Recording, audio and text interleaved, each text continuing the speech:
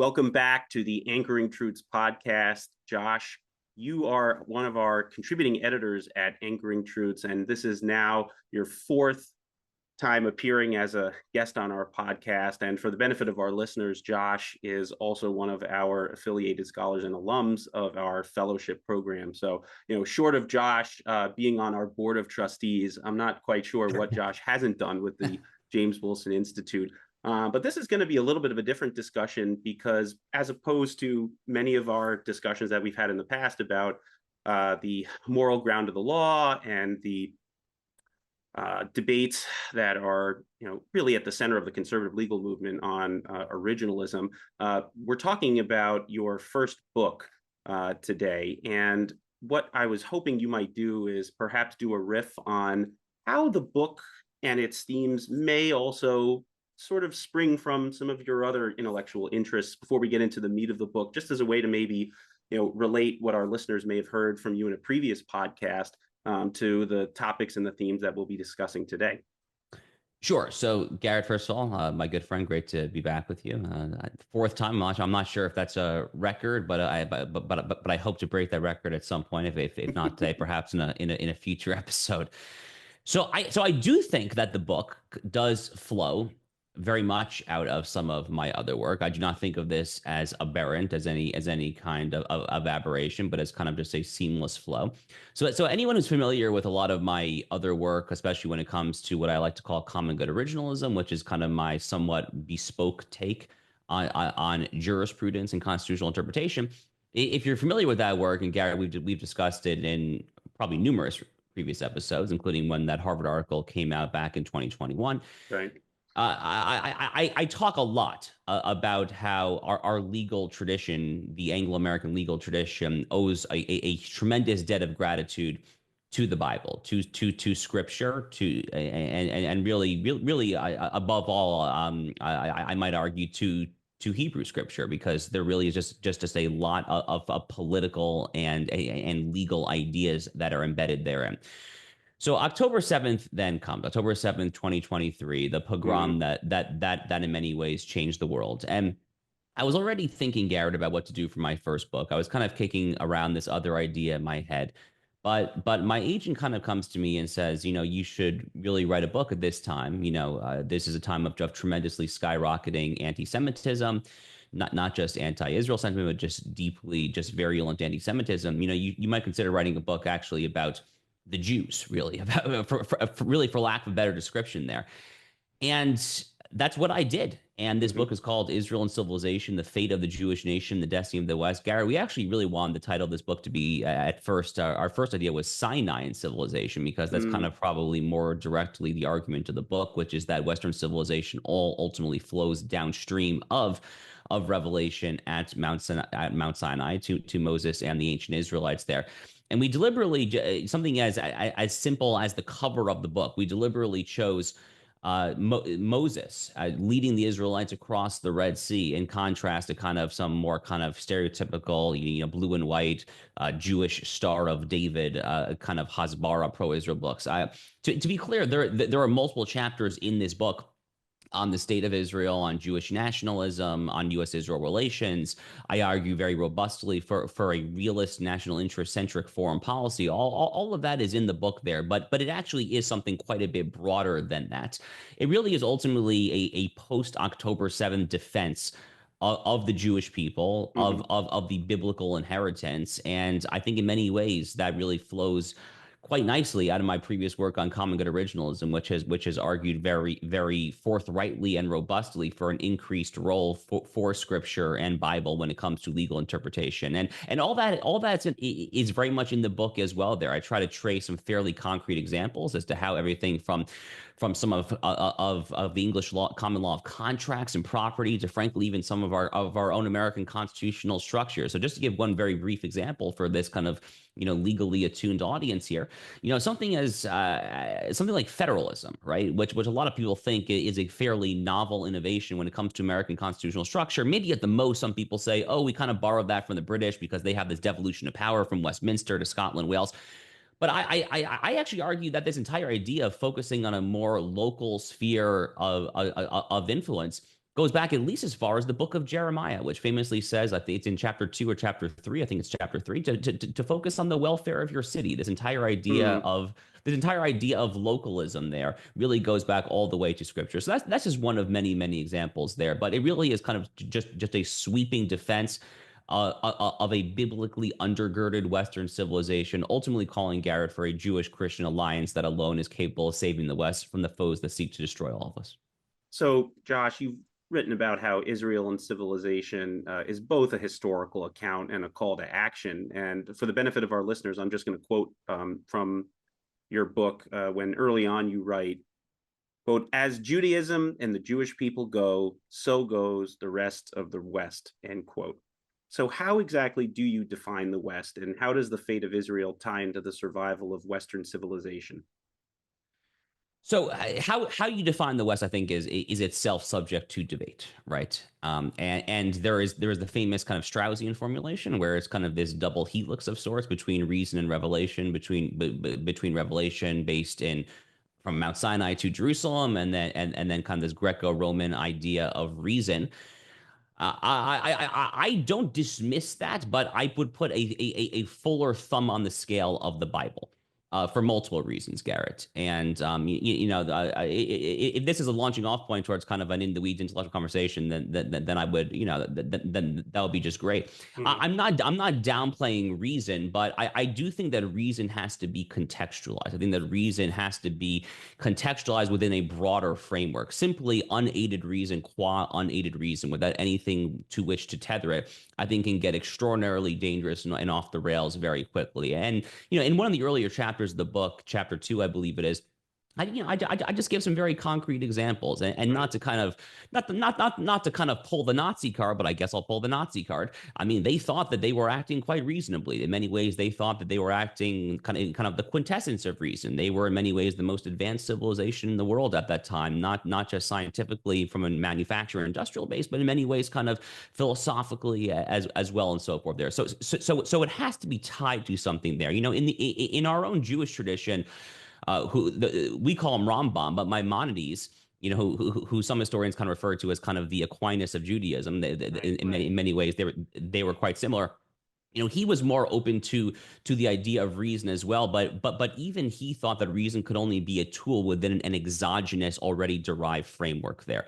So the way that I really define the West is that all of this ultimately truly is downstream of revelation, of God actually revealing his word to Moses and the Israelites there. And it's the entire idea of monotheism in general there. I mean, this is a fairly prosaic point, Garrett, there, but I think it ought to be emphasized as well. The Jewish people gave the world monotheism. I mean, whatever percentage of the world are monotheists today. None of this would have existed were it not for the Jewish people and for revelation there at Mount Sinai, and for those who ultimately have sought over millennia to destroy the West. To give one recent-ish example, I think Karl Marx would be a good example there. He absolutely sought to overthrow his own conception of Western civilization. He quite explicitly called for it, actually. This Mm-hmm. entire idea of a revolution of the proletariat there, but he also wanted to start with the Jewish people. I mean, he had his infamous essay there in the early 19th century on the Jewish question there. But his ultimate goal was not simply to diminish Judaism qua Judaism. His ultimate goal was to overthrow all of Christendom, was to overthrow all of laissez-faire capitalism and so forth there. So, people have oftentimes, whether they are pro or anti, have understood this inseparable connection between the original people of the book and this entire idea of Western civilization. And that really is what I argue many times, I would say repeatedly in the book. Yeah, it's really fascinating because we are living through, I think, a renewal in justifying the sort of assumptions that undergird our culture using a language that is much more moralistic. But we're living through also a period where we're almost trying to flex atrophied muscles, and the kind of, if you want to call it, like the desiccated husk of liberalism is showing just how hollowed out it is. And so, when we think of sort of the received wisdom, Josh, when you and I were like in undergrad, we were reading, Rawls and Nozick, and tracing their intellectual lineage back to John Stuart Mill. But there seems to be something right now of a renewed interest in what were the classical justifications that undergirded a more Judeo-Christian understanding of just rule and right reason, as opposed to this kind of like secular abstract lens that the Rawlsian interpretation goes, particularly right into the origin of our rights. So when we talk about the West, you're seeking a more like classical understanding of like the Judeo-Christian origins of the West, not what we consider to be maybe like the West, if you want to call it like, the West post 1960s, like heavy emphasis on individual liberties without this kind of moral, superstructure. But maybe you can like get into that a little bit, since when we talk about the West, we have to talk about today like Western societies. Yeah. But how many Western societies have instilled in their citizenry an appreciation for what you describe in your book? Not many. Is the honest answer. There are some exceptions. I've publicly been generally a fan of what Prime Minister Orban has been able to achieve in Hungary over the past 15 years, not without blemish, but generally speaking, he's doing a much better job than others there. But the examples like that are fairly few and far between. But to your point, Garrett, I think it is important to kind of contextualize where we're having this conversation. We are living through a time where I think a lot of people are starting to question contemporary liberalized conservatism and this idea of a post 1950s conservatism, and they're starting to question as to whether or not this is actually working or not. You had Rusty Reno, our friend at First Things, he wrote his book Return of the Strong Gods. Patrick Deneen famously wrote Why Liberalism Failed there, and my Emmett Burke Foundation colleague Yorm Hazoni, of course, wrote The Virtue of Nationalism, which is not quite the same thing, but similar-ish certainly in some ways there. And I do think of my book as at least part of this project of trying to kind of basically argue.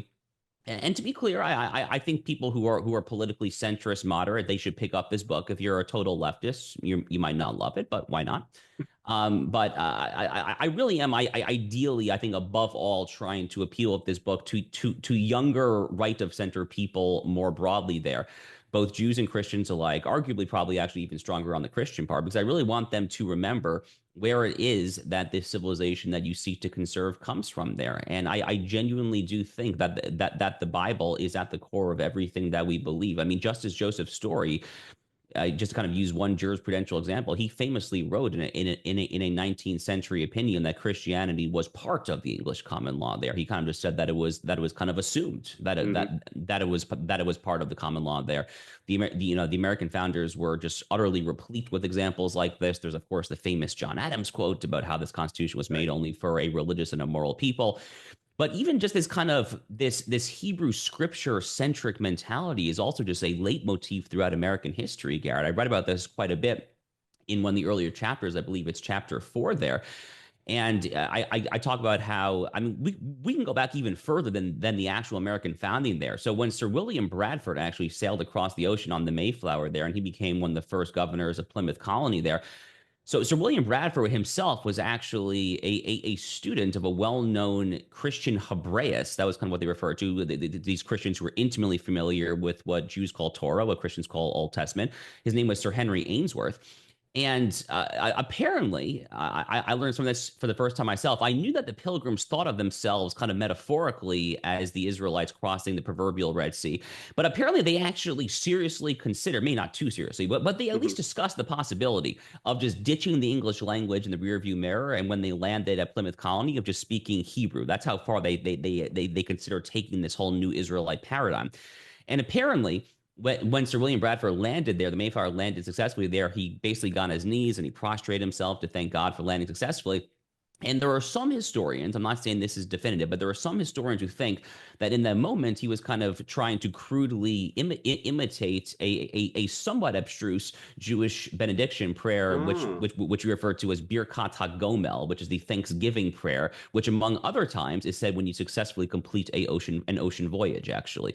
So, one thing that I say in one of the early chapters is, the next time you're having your turkey leg at Thanksgiving, consider the possibility that all of this is actually ultimately downstream of this Englishman who was kind of copying this ancient Jewish prayer there.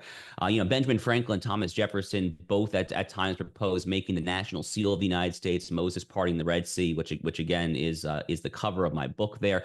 Abraham Lincoln, who you and I are both huge fans of, Garrett, famously referred to America as an almost chosen people. I have this beautiful anecdote actually in chapter 4 of the book about how Ulysses S. Grant, he later came back and he changed his mind on this. He countermanded himself, but at one point he apparently harbored some anti-Semitic sentiments.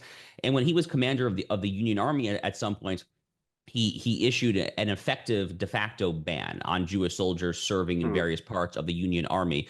So various Jewish leaders then, this is back in the day when you could actually just basically take your horse and buggy to Washington to meet the president of the United States. So they find a way to get in with Abraham Lincoln there.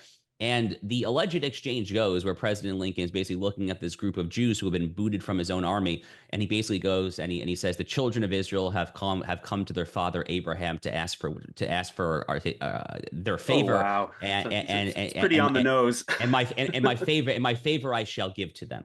So it's all in the book. The book covers a lot of territory, but it's really all in there. I'm reminded just to sort of put a cherry on top of this part of our discussion. And again, we're on with our Anchoring Truths contributing editor Josh Hammer to discuss his new book Israel and Civilization.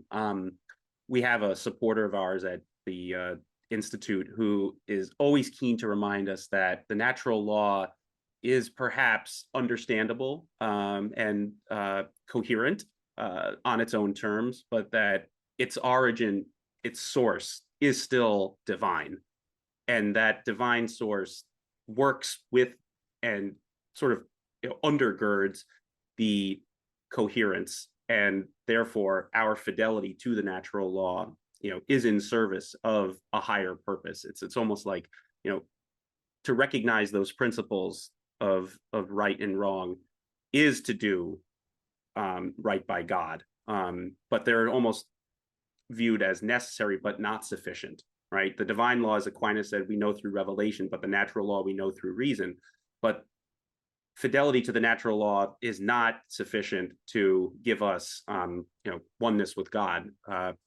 However, it is necessary, and I think that your book, really does stress how important it is, to remember the, divine source of so much of what we take as a given, in our society, in terms of our uh, citizenry who live upstanding lives. I don't think they do it just because they want to feel like I'm rationally coherent. I think they do. I think most citizens, maybe not maybe they're not thinking of it every waking hour of every day, but it's sort of, it's always there. It's always in the background. But just to now get into the real like meat of your book, a key theme that you are reminding throughout is that Israel is the indispensable bulwark of Western civilization, and I think that's just seen ever more clearly since October 7th and the response to it. But what also came after October 7th was, for some of us, an incredible shock, and for others, just a reinforcement of how Israel itself, really is isolated in the Middle East, and that every day is a day that they have to fight for their own survival. But the lack of support for what Israel was doing after October 7th, particularly throughout many cities in the West, that was the shock at the universities, demonstrations on the streets of our cities. Do you see any way post October 7th of reversing this trend, or is this just something that, like Israel, who they have to, the country has to sort of justify its own existence every day? Is this sort of our evergreen fight that we have to continue to wage? Yeah, so a lot in there I'll try to unpack. So first of all, let me just emphasize that Israel in the book is used as something of a double entendre, where it does refer to the capital S state of Israel, but the Jewish people, Gary, we often refer to ourselves as the people of Israel or the children of Israel. So the name Israel actually comes from the patriarch Jacob, who we call Yaakov in Torah. It was actually his other name. If you actually look in Scripture, it's very interesting how Scripture has it. Jacob refers to the patriarch Jacob when is referring to kind of the character who's going about kind of the quotidian day-to-day things of life. But when the character is referred to in something more of a spiritual or elevated sense, they basically swap it and they use the term Israel. And all this is actually after Jacob's famous struggle with the angel. It's neither here nor there for present purposes there. But really in the book, I try to refer to Israel, and I try to make clear when I'm referring to the children of Israel or the state of Israel there. But ultimately, these two things clearly do share a lot in common there, because if you care about the state of the West, I argue that you should care about the state of the biblical inheritance, which means that you should care about the people of the book, aka the children of Israel. And if you care about the children of Israel, by definition, you have to care about the place where basically half the Jews, if not more, live, which is this tiny sliver of land there in the eastern Levant. So it's a little windy there, but I do think it's important for context. Mm-hmm. So getting then back to kind of post October 7th. So to me, Garrett, there are a few reasons why the state of Israel is targeted as much as it actually is. One is the most obvious reason, which is it's just actual anti-Semitism. I mean, this is the disease that has never gone away and probably never will go away there. It arguably has its earliest manifestation with Pharaoh's oppression of the ancient Israelites there in Egypt prior to the Exodus. You might call that the first instance of anti-Semitism, and it's just mutated in every society basically since all time. And I don't see an end to anti-Semitism. I am not claiming that this is going to go away. It's not even something that I necessarily actively hope for. I obviously would love that to be the case, but Mm-hmm. I just don't see it happening. So that is one reason why I think the state of Israel is picked on as much as it is.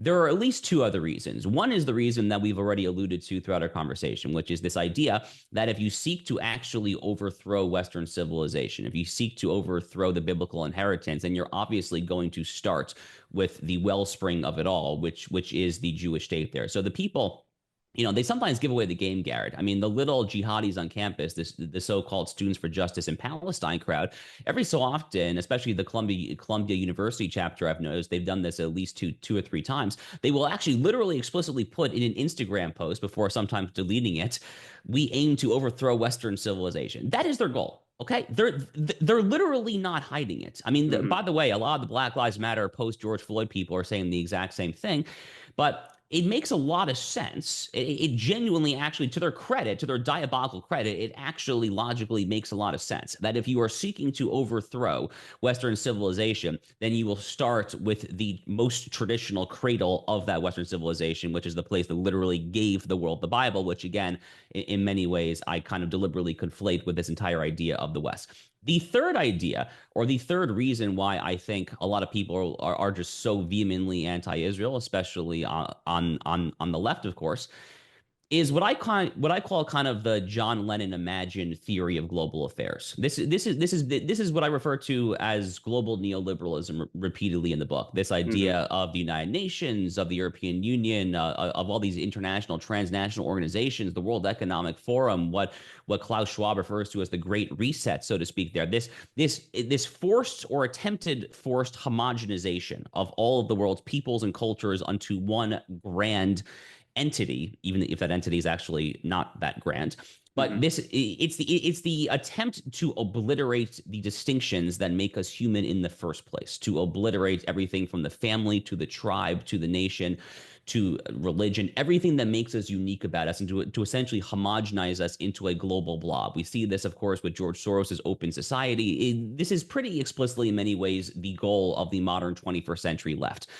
And from that perspective, Garrett, to their diabolical credit again, I also think that it makes a lot of sense to start with the state of Israel because, again, going back historically, My read on history is that Israel was basically the world's first nation state. When Hmm. King David united the tribes of Israel there in Jerusalem, when he united them all there, that was a nation state there.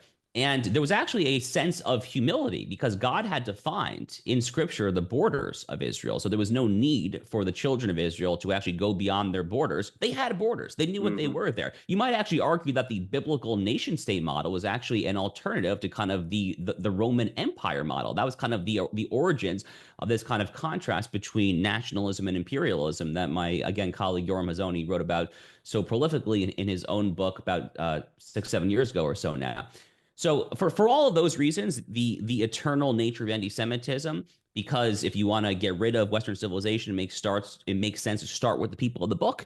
And for this, if you want to actual globalize us, you should start with the first nation state. To me, those are all of the reasons why this problem is not going to go away. However, and I'll end on this note, however, that's not a cause for gloom and doom because we can turn back those forces. That's what I argue also in the book there, and we can turn back them in this grand Jewish Christian alliance of people who actually recognize Hmm. that the Bible is the undergird of our Western civilization there and actually gear up to actually believe in something there. You have to believe in something, Garrett, to fight back. There's Right, as you right. as you as you and I have written repeatedly over the years, including in some joint essays and whatnot. There's no such thing as true values neutrality. You have to actually deliberately put a thumb on the scale and believe in something. So if you want to turn back the tide against the global neoliberals, the wokerati, and the Islamists, the forces that seek to destroy us, what is it that you actually believe in? Well, I argue that it should be the Bible. Yeah, I do want to get to that, with our next question, but just to follow up on the, October 7th, thread. I remember you took to your podcast and you took to writing after October 7th to distinguish between reasonable criticism of like tangible, like state responses by Israel after October 7th, and maybe good faith criticism of it from what the people in the streets and on the campuses were saying, which was like subjugationist, anti-Jewish annihilationism. I remember you went on your podcast and you said the best thing that the United States could do after October 7th is to just not repeat, like not try and commandeer Israeli policy. Like let Israel do its own thing in response to October 7th.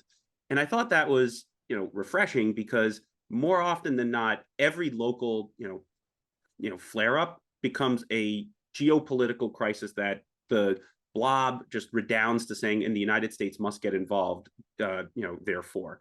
But you were saying that let Israel respond to October 7th in its own way, and then we can, see how that plays out, because that was, at least to me, not what we were hearing, in the immediate aftermath. Yeah, so we might call this the NatCon, National Conservatism Theory of Foreign Relations. In many ways, I think of it as the MAGA theory of foreign relations. Actually, they're basically synonymous from what I can tell. The Trump doctrine, more or less, you might want to call it there if you want to really kind of go into contemporary politics. And what I mean by that is I'm actually a hardcore foreign policy realist, and I explicate that at great length in chapter 7 of the book actually there. And what I mean by that is that I think that alliances should be predicated solely and essentially exclusively on the national interest, on only getting into alliances that actually help you in a region of the world when it comes to protecting, preserving, and I guess to a limited extent promoting your own national interests in a certain region there. And from that end, I think the best idea of an ally that the United States can possibly have is an ally that is self-sufficient and is generally quite capable of doing what it needs to do in its own region to advance the mutual interests of both that ally and the United States. And from that perspective, Bridge Colby, who's now serving in the Defense Department, well, I'm not sure if he's been confirmed yet, but he's about to serve if he's not serving there. He referred to Israel once as an ideal ally, as a model Mm-hmm. ally, because they quite literally do exactly what I just said there. So, I mean, just to take one example, Garrett, there's too many examples to count possibly, but last summer, in the summer of 2024, Israel went on a multi-month streak to essentially decimate the Hezbollah organization, which is the Iranian Shiite terrorist organization in Lebanon. Among the high-ranking Hezbollah officials that they killed, ultimately leading up to the assassination of Hassan Nasrallah, who was the head of it for decades, but before that, they took out a man by the name of Fuad Shakur. Who was Fuad Shakur? Well, Fuad Shakur was one of the masterminds, if not the single mastermind, of the Beirut barracks bombing that killed 240 plus U.S. Marines in the 1980s. The United States government has had a $5 million bounty on his head for literally longer than I've been alive. Mhm. And just like that, Israel took him out. I mean, hard to get a more concrete example of an ally that can and should be trusted to defend them and secure our shared mutual interests than that there. But one interesting and perhaps paradoxical implication of what I've just said there, and this is also in the book, is I have a somewhat different approach to the question of U.S. aid to Israel. So Israel gets more U.S. aid than any other country in the world. I think Egypt is number two, but it's a somewhat distant second. So most people who support strong U.S.-Israel relations default to supporting this. After all, they think that it makes sense. We're innovating together. We're doing a lot of good stuff together. Why should we not support this mission there?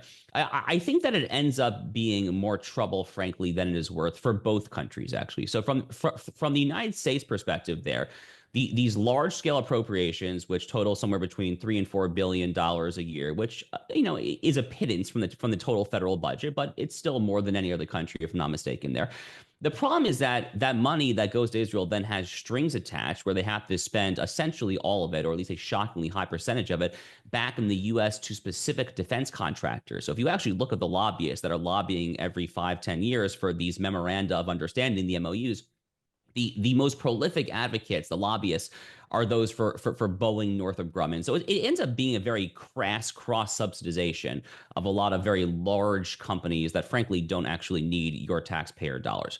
The worst part about it, though, Garrett, is that it incentivizes left-wing presidents like Barack Obama, Joe Biden, people like Anthony Blinken, so forth there, to kind of hover and wave this eternal evergreen sword of Damocles over the Israeli government and basically say, oh, unless you do XYZ things, we're going to cut off your aid. Oh, Oh boy. unless you don't go into Rafah to finish the job against Hamas's final battalions, we're going to cut off your arms shipment there. I mean, what kind of relationship is this that has these sort of perverse incentives there? And from Israel's own perspective, I think it undermines the entire idea of Zionism in the first place. There is Zionism. This word has been so tarred and feathered by these left-wing ideologues. It's a very simple, straightforward, and I would argue beautiful concept, which is that the Jewish people have the right to self-determination in their ancestral and biblical homeland. Nothing more, nothing less than that. So if you actually believe in that, then doesn't it undermine the cause of Zionism for the Jewish state to actually then be dependent on any great foreign power, whether it's the U.S., Russia, China, whoever? They should really be as self-sufficient as a country of its modest size and modest population can possibly be. So Mm. I think that it's actually in the best interest of all parties and very much in line with kind of this NatCon theory of foreign policy, this MAGA theory of foreign policy, you might call it there. I think it's in line with that. It's in line with this national interest foreign policy to ultimately wind down this somewhat of a bear hug foreign aid relationship that both countries have had for many decades now. No, that's nicely put. But we had begun to talk about some of the more like ideological threats to the West before I asked you that final kind of coda on October 7th. But I think it might be related to the discussion of October 7th. There's the Nietzschean right and the DEI left that, and in your book, you identify as sort of being kind of like it's the horseshoe theory of politics. Like they're actually a lot closer than you might think based on maybe their like surface level like slogans, but when you like drill down to it, they're a lot closer in their priorities.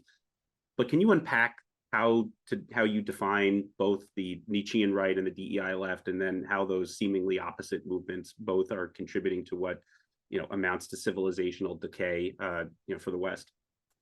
Yeah, so I think the common thread that ties together what I refer to as the as the Nietzschean right or the nihilistic right, as well as the DEI left. The common thread is that they're both various manifestations of neo-paganism. Actually, to Hmm. me, that's kind of the common thread. So the DEI part of this is easier. So I guess I'll start there. I think back to Leo Leibovitz's essay for Commentary Magazine maybe a year or two ago about the transgender phenomenon there. Which is nothing if not a new form of paganism, right? I mean, how else do possibly view this idea that we can do these genital mutilation, chemical castration, yeah, so-called surgeries? The euphemistic idea of quote unquote gender affirming care, which thank goodness the Trump administration is really starting to put the kibosh to there. But this is all ultimately a rejection of the idea that there are two genders of Right. Genesis 1:27, that God created man, male and female, he created them. Incidentally, in the book, I actually argue that Genesis 1:27 really is kind of the foundational imperative for all of Western civilization. Catholics refer to this in Latin as imago Dei. In Judaism, the Hebrew would be B'Tselem Elohim, same thing. This idea that man is made in God's image, to me, that really is kind of that is it. I mean, everything I think ultimately flows from that. There, a lot of people think that modern American conceptions of equality, whether it's in the Declaration of Independence or the 14th Amendment or the Civil Rights Act, a lot of people think that this kind of all flows from John Locke or various other Enlightenment figures. I don't think that's the case, actually. I think it actually really does go back to Genesis. But if you reject Genesis, and if you reject the Bible in general there, then you're going to go down a very different path fairly quickly there. So that is kind of one manifestation or one example of this neo-paganism on the DEI left. Well, in many ways, what I refer to as the Nietzschean right is kind of similar, and there are various figures who are seminal in this space. A lot of the Suds, as the very online people call the pseudonymous accounts there. One particularly prolific figure would be BAP, Bronze Age pervert. I think This is that he is the kind of first time he has been brought up on this podcast, Josh, but I may have teed it up. Yeah. well, we don't have to dwell on him at great length. I'm not a particularly big fan, as my book makes clear.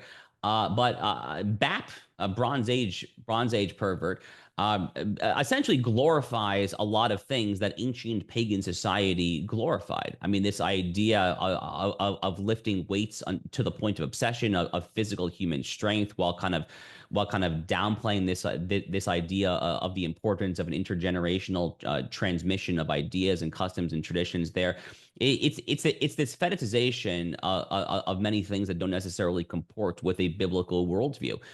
And not particularly coincidentally, both the Nietzschean right and the DI left are both well springs of contemporary anti-Semitism. I don't think that you have to scratch very far beneath the surface of many of these figures to find anti-Christian sentiment as well, which incidentally is also one of the themes in my book there, which is that basically every time you have an instance of anti-Semitism, you really don't have to scratch very far beneath the surface to find an instance of anti-Christian bigotry as well. Hmm. Hamas itself is actually a very good example of this. They've been pretty clear about this, actually, going back all the way to their organizational charter in the late 1980s there.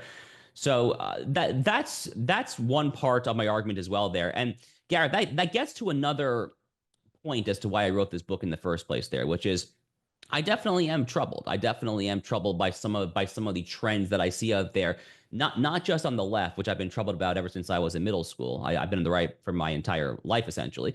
But increasingly, there are parts of the right that I see that are just not thinking clearly. We live in very dangerous times, and we live in times where I think a lot of people are particularly prone to believing in a lot of things that in a different era they might not have just readily believed there. But because so much has gone wrong so quickly, going all the way back to the Russia collusion hoax in 2016, the COVID-19 pandemic there, the way they were forcing children to mask up, just this all-out assault on just reason, on this all-out assault on just custom. People are oftentimes now, especially in a post-October 7th world, willing to believe a lot of, frankly, oftentimes just crazy stuff there. And I see people like Candace Owens, I see people like Tucker Carlson, both of whom I call out by name in the book there. And I'm deeply concerned, frankly, about how even a lot of people on the right, a lot of younger Christians in particular, I'm worried about how a lot of them might start to think about a lot of these ideas there. So, that really is a major audience for my book there, is just trying to argue there that no, you guys really ought to be extraordinarily proud of all that Christianity has given the West. Or you should be extraordinarily proud of the biblical inheritance there. But it's also worth remembering that none of this would have existed were it not for the entire idea of monotheism and the original people of the book and the original revelation at Mount Sinai in the first place there. Yeah, the temptation, if you will, of the Nietzschean right is actually, I think, and my hunch is you'll agree with me, is understandable in the sense that it makes thumos, it makes sort of like substantive uh priorities matter instead of hewing to proceduralist bromides as sort of the highest calling for somebody who's entering adulthood. So the I think the challenge is that sort of modern the modern West has lost a sense for how it actually ascended to the heights that it did. And we don't have, in particular, like in our institutions, we don't have people, or at least we have precious few people like Hadley Arkes, Robbie George, and the like, who are able to kind of trace the intellectual heritage that we have back to the origins for like why we can even have, for example, like just government in the first place. And so instead, it's actually, in my view, it's understandable that because our institutions have been so hollowed out, you just don't have the kind of instruction into like why, for example, the separation of powers is coherent not just on its own terms, but also why it has its origins in the divine. Even I remember I was with Justice Kavanaugh at the Supreme Court once, and I was doing a riff on, because Justice Kavanaugh is a big fan of separation of powers. He's taken to the law review journals to write as much. But I did a riff for him on how the separation of powers is actually a reworking of the golden rule, in that you best not legislate or issue executive orders or write judicial opinions in such a way that it would cut against your interests were you not the victorious party. And I saw his eyes just widen, because I don't think like he or others were ever like thinking of their job as judges like that. And that's not to say Justice Kavanaugh isn't a fine judge, and for the most part, and indeed he is, and a great teacher. But I think like our institutions, if they're not sort of inculcating the values of the Judeo-Christian tradition, it's falling to these, as you say, pseuds online, and they're just our young adults, they're just getting a horrible like truncated view of like philosophy and history. So, Garrett, there's a famous tale in the Talmud and this is not the beginning of a joke. This is actually a real story that I have in the book. And there are these two very famous rabbis, Rabbi Akiva and Rabbi Shammai. So you have Beit Akiva, House of Akiva, and Beit Shammai, House of Shammai, and they famously disagree. They sparred over and over and over again. Typically, Akiva took more lenient ruling. Shammai was a little more stricter, more stringent. And as anyone with any familiarity knows, the halacha, the Jewish law, typically, not always, but for the vast majority, follows Akiva, slightly more lenient rulings. Okay, so long story short, there's this famous anecdote in the Talmud of how a non-Jew, a Gentile, approaches both Akiva and Shammai and expresses interest in potentially converting to Judaism. But he says that I will only proceed if you can explain to me the entirety of Torah, of the Old Testament, while standing on one foot. This is recorded as the request of this inquisitive Gentile in ancient times. And Rabbi Shammai basically laughs and says, "Who is this joker? Like, get out of here! I'm not going to do this. I'm not going to acknowledge this. There, I'm not going to. This is ridiculous. I mean, he's insulting my religion, right?" And Rabbi Akiva takes up his challenge. He goes on one foot, and he says, "Treat others as you would like to be treated. The rest is just window dressing." And it's translated, so it's not like verbatim, right? But that's basically it there. What we today call the golden rule is maybe one of the best examples I could ever think of, actually, about an ancient maxim there in Hebrew scripture. It's right there, actually, in the book of Leviticus, chapter 19, if memory serves there. This idea that you should treat others as you want to be treated there. Now, Garrett, I went to public school growing up. I've only more recently become more religious, more learned in my own religion, and so forth over the past XYZ years. But when I was growing up in kindergarten, I was not necessarily taught that what we call the golden rule, when we were on the kindergarten playmats, that this was a biblical concept actually there, but it really is there. And that's just one example again of what I try to do time and time again in this book is just try to remind people that so much of what we take for granted today actually does go back to the Bible. So much of it actually does go back to this idea of the broader Judeo-Christian inheritance there. And to get back to where we began our conversation, really, that ultimately does strongly militate in favor of a conception of the West and a future of the West that cannot possibly forsake the Jewish people, that cannot possibly move on without them, because in many ways, again, going back to Revelation and Mount Sinai, that's really where it all starts in the first place. So in closing, I thought I would quote one more line from your book, and then hopefully you can give us your thoughts on the future of the West. So this is quoting from Israel and Civilization, when Josh writes, quote, "The Jewish-Christian alliance is imperative to saving the West," end quote. But given, declining church attendance and the rise of secularism, do you think this alliance is still viable? And given everything happening right now, from the war in Gaza to the anti-Semitic demonstrations that we've heard in Western cities, do you believe the West still has the will to defend its moral traditions? I guess I would answer that by saying that we don't really have a choice. That I don't think that there is any other alternative. I mean, the only other alternative is our own obliteration, is our own destruction, and that can happen in one of multiple ways.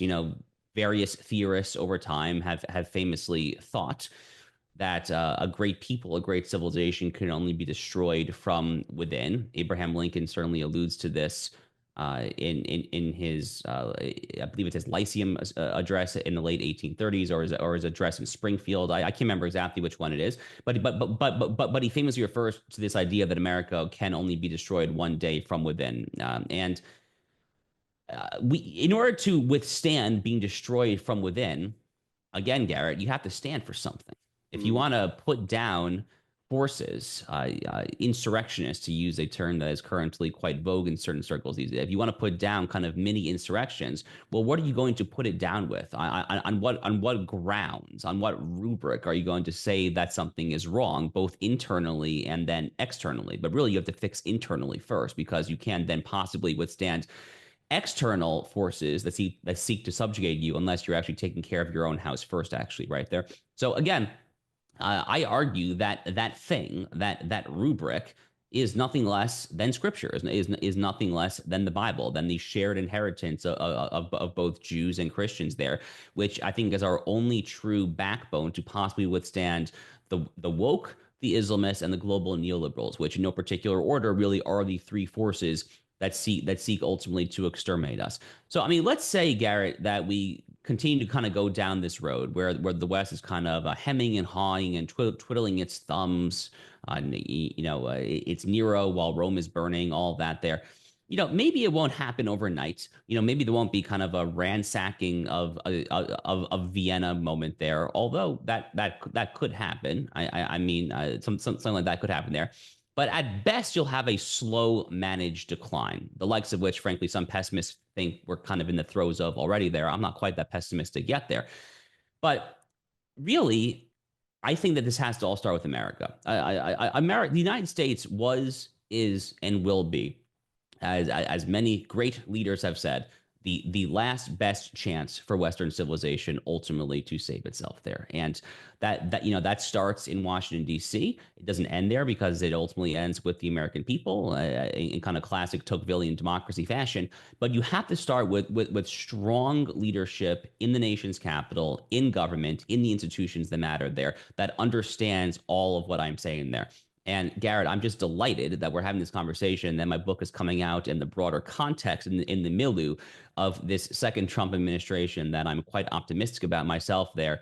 And I think in many ways does actually understand this there. Will that be the beginning of not just 4 year, but an 8, 12, 16, 20 year civilizational resurgence, rejuvenation? I don't know the answer to that there, but I can tell you that I'm at least cautiously hopeful. Yeah, it does seem like every day we are reminded with the new Trump administration that law is not just downstream from culture. Culture can indeed be Yes. downstream of law. Yes. It's a two-way street. And Josh, I think when you and I were kind of making this argument 4 or 5 years ago, we didn't come up with it, but we were following in an intellectual heritage that unfortunately had been kind of like at least diminished in its importance. But it's nice to see this ever true understanding just returning back to the fore. And with the Trump administration in office, early returns have been great. So we'll see. Hopefully they can keep it up. But again, for the benefit of our listeners, we've been chatting with Josh Hammer, Anchoring Truth's contributing editor and the author of his first book, Israel and Civilization. We highly encourage you to pick up a copy and hopefully to leave a review when you buy it online, because this is the kind of book that certainly will benefit from word of mouth and letting everyone know how great a read it is. So to Josh, we wish you well as you probably are just getting started barnstorming the country and hitting podcasts to discuss your book. Congratulations, and we look forward to seeing you again soon. Garrett, it's been a real pleasure. Thank you, my friend.